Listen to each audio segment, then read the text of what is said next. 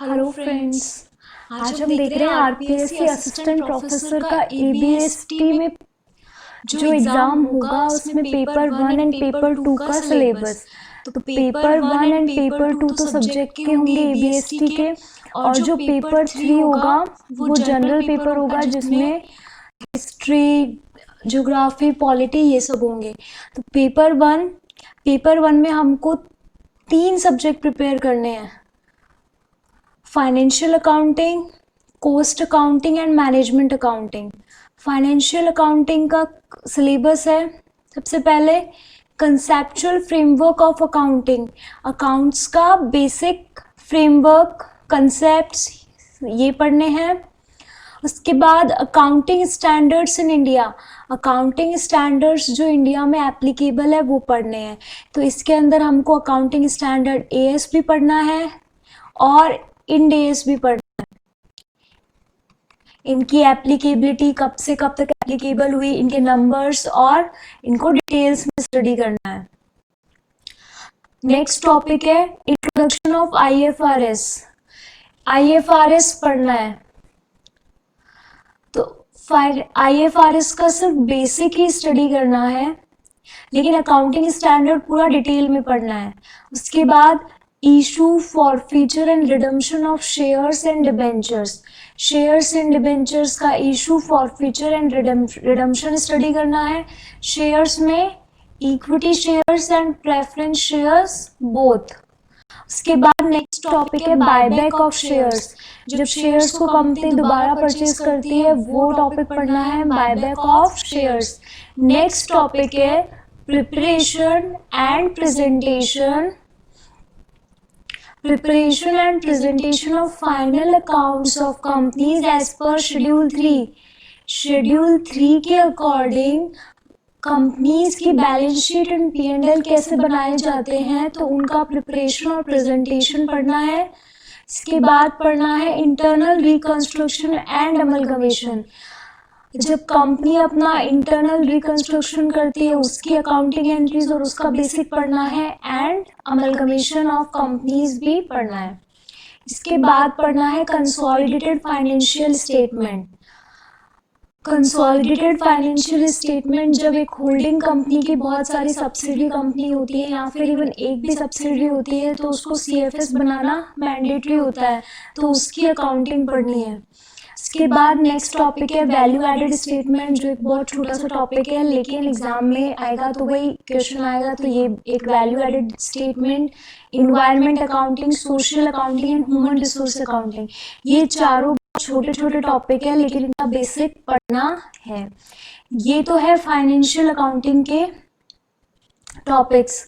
उसके बाद paper first में आए सेकंड जो सब्जेक्ट है वो है कॉस्ट अकाउंटिंग। तो कॉस्ट अकाउंटिंग में पढ़ना है कॉस्ट का बेसिक कंसेप्ट, कॉस्ट की टाइप्स क्या क्या होती हैं, कॉस्ट कंट्रोल के कंसेप्ट को पढ़ना है। उसके बाद cost accounting methods, cost accounting के जो भी मेथड्स हैं उन सबको स्टडी करना है। इसके बाद पढ़ना है marginal costing, then break even analysis, marginal costing के बेसिस पे डिसीजन कैसे लिए जाते हैं वो पढ़ना है। Then budgetary control, preparation of various types of budgets, fixed budget, flexible budget, production budget, इस बजट, तो जो भी डिफरेंट टाइप्स के बजट्स हैं उनका प्रिपरेशन कैसे किया जाता है ये टॉपिक है। देन स्टैंडर्ड कॉस्टिंग, तो स्टैंडर्ड कॉस्टिंग में यहाँ पे material overheads, material variance, labour variance, overhead variance, इन सबको पढ़ना है। तो पूरा स्टैंडर्ड कॉस्टिंग ही पढ़ना है।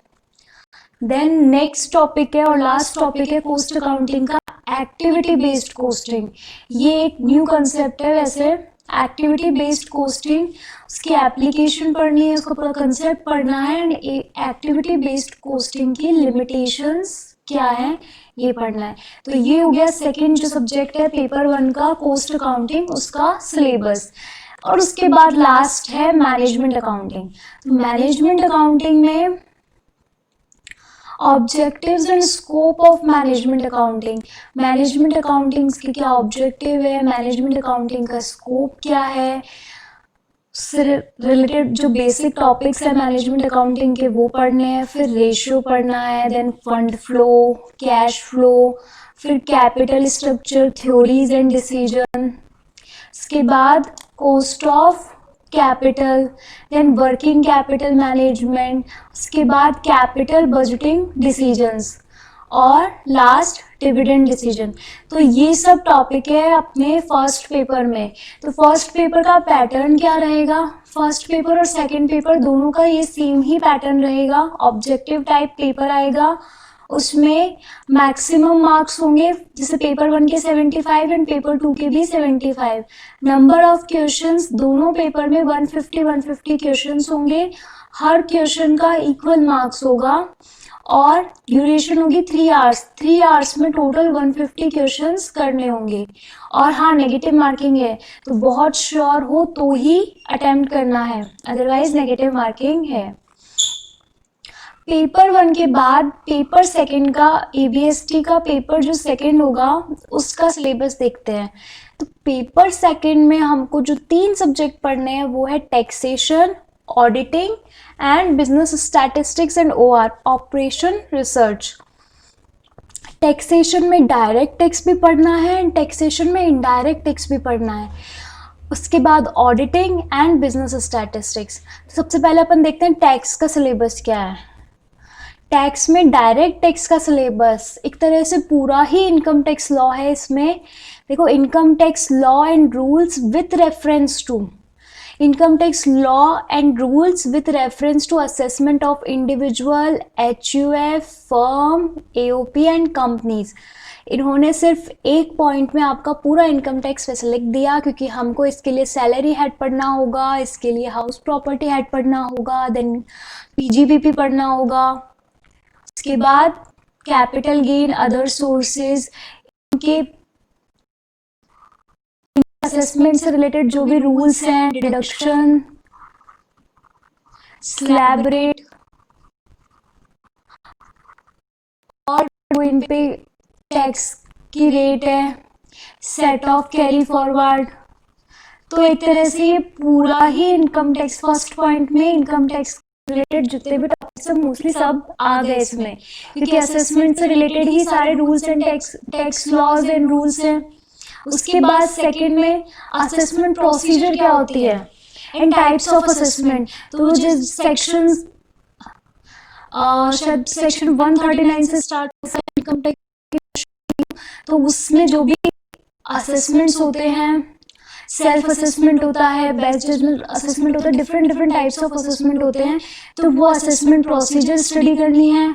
उसके बाद अगर एसएससी को एडवांस पेमेंट ऑफ टैक्स करना होता है तो एडवांस पेमेंट ऑफ टैक्स के क्या रूल्स हैं वो पढ़ने हैं, कि कब तक एडवांस पेमेंट करना होता है टैक्स का, क्या क्या लास्ट डेट है एडवांस पेमेंट की, कितना परसेंटेज और कब तक पेमेंट करना होता है। तो ये एडवांस पेमेंट ऑफ टैक्स के रूल्स पढ़ने हैं।